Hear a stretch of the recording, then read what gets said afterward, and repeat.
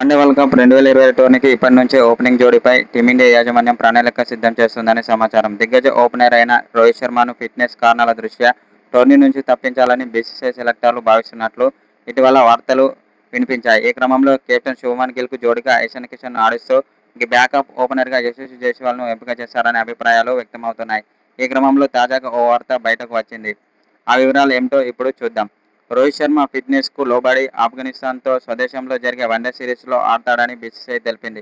మరోవైపు ఆఫ్ఘనిస్తాన్తో ఏకైక టెస్టుకు ఎంపికైన యశస్వి జైస్వాల్ను వన్డేలకు మాత్రమే పక్కన పెట్టారు. ఈ నేపథ్యంలో శ్రీలంకతో భారత్ ఏ జట్టు తరపున కనుక యువ సంచలన వైభవ్ సూర్యవంశీ నిలకడగా రాణిస్తే వన్డే వరల్డ్ కప్ 2026 నేపథ్యంలో వైభవ్ పేరును సెలెక్టర్లు పరిగణలోకి తీసుకుంటారని వినిపిస్తుంది.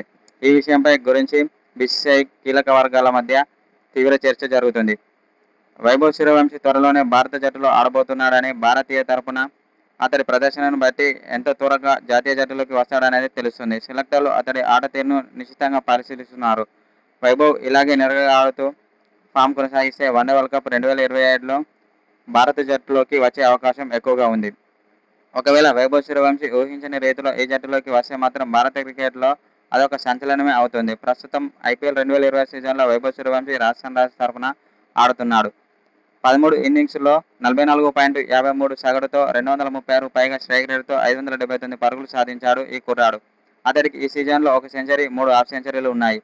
అయితే ఒకవేళ టీమిండియాలోకి వస్తే మాత్రం టీమిండియాకు తిరుగుండదని కొందరు మాజీ క్రికెటర్లు అంటున్నారు. ఎందుకంటే వైభవ్ సూర్యవంశీ చాలా డేంజరస్ ప్లేయర్. అతడు కనుక క్రీజులో ఉంటే మాత్రం ప్రత్యర్థి బౌలర్లకు చుక్కలు చూపిస్తాడని కొందరు మాజీ క్రికెటర్లు అంటున్నారు.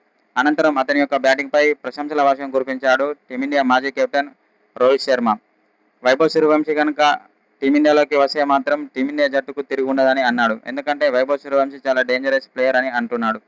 అతడు ఫియర్లెస్ బ్యాటింగ్ ఆడుతున్నాడు. కాబట్టి అతడు జట్టులోకి వస్తే మాత్రం చాలా మంచిదని కొందరు మాజీ క్రికెటర్లు అంటున్నారు. వైభవ్ సూర్యవంశీ క్రీజులో నిలదొక్కితే మాత్రం ప్రత్యర్థి బౌలర్లకు చుక్కలు చూపిస్తాడని అన్నాడు. ఎందుకంటే అతడు చాలా డేంజరస్ ప్లేయర్ అని అన్నాడు. అతడు క్రీజులో ఉంటే మాత్రం సిక్సర్ల వర్షం కురిపిస్తాడని రోహిత్ శర్మ అన్నాడు. అనంతరం అతని యొక్క బ్యాటింగ్పై ప్రశంసల వర్షం కురిపించాడు. ఇలాంటి ప్లేయర్ జట్టులోకి వస్తే మాత్రం ఇక టీమిండియాకు ఎదురు లేదని రోహిత్ శర్మ అన్నాడు.